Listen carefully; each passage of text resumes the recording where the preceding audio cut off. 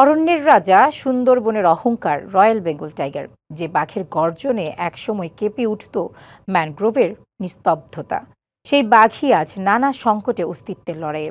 জলবায়ু পরিবর্তন, আবাসস্থল সংকুচিত হওয়া, মানব থাবা সহ নানা কারণে ঝুঁকির মধ্যে রয়েছে এই বন্যপ্রাণীটি। ঝুঁকি কমিয়ে সুরক্ষার জন্য প্রয়োজনীয় ব্যবস্থা নেওয়া হয়েছে দাবি বন বিভাগের। সবুজের অনন্ত বিস্তার, শ্বাসমূলের রহস্য আর জোয়ার ভাটার ছন্দে গড়া এক বিস্ময়ের নাম সুন্দরবন। প্রকৃতির এই অপার সৌন্দর্যের বুক চিরে নীরব অথচ দাপুটে পদচারণা চার সেই রয়্যাল বেঙ্গল টাইগার। ৬,০১৭ বর্গ কিলোমিটার এলাকা নিয়ে প্রাকৃতিকভাবে গড়ে ওঠা সুন্দরবনের অতন্ত্র প্রহরী হিসেবে কাজ করছে রয়্যাল বেঙ্গল টাইগার। অথচ নানামুখী সংকটে ঝুঁকির মধ্যে রয়েছে এই বন্যপ্রাণীটি। সচেত স্বভাব হিসেবে প্রতি ৫০ বর্গ কিলোমিটার এলাকা নিয়ে একটি বাঘের টেরিটোরিয়া, সেই সঙ্গে থাকতে পারে বাঘের পরিবারের সদস্যরা। অথচ সবশেষ জরিপে সুন্দরবনে বাঘের সংখ্যা দাঁড়িয়েছে ১২৫টি।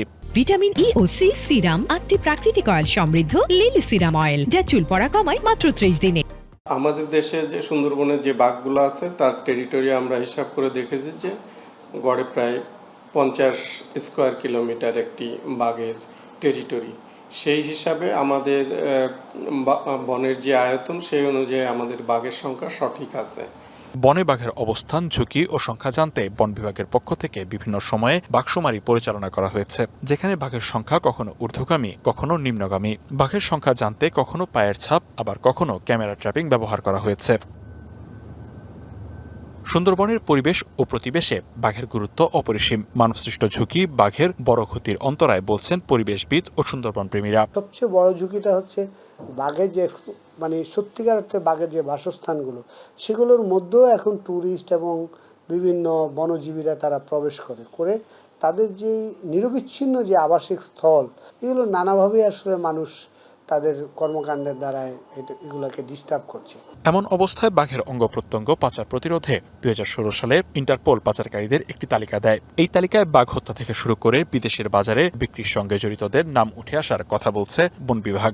ইন্টারপোলের একটা রিপোর্ট বেরিয়েছিল যে এই সমস্ত বাঘের পাচারের সাথে বা বাঘ হত্যার সাথে কারা জড়িত, সেখানে জনপ্রতিনিধি থেকে শুরু করে ওই জায়গার স্থানীয় লোকজন জড়িত ছিল। বাঘের অঙ্গ প্রত্যঙ্গ পাচারের সঙ্গে জড়িতদের আইনের আওতায় আনার জোর দেওয়া হচ্ছে। আমাদের সঙ্গে অন্যান্য বন বিভাগ, আমাদের সঙ্গে কোস্টগার্ড, র্যাব সবাই কাজ করছে।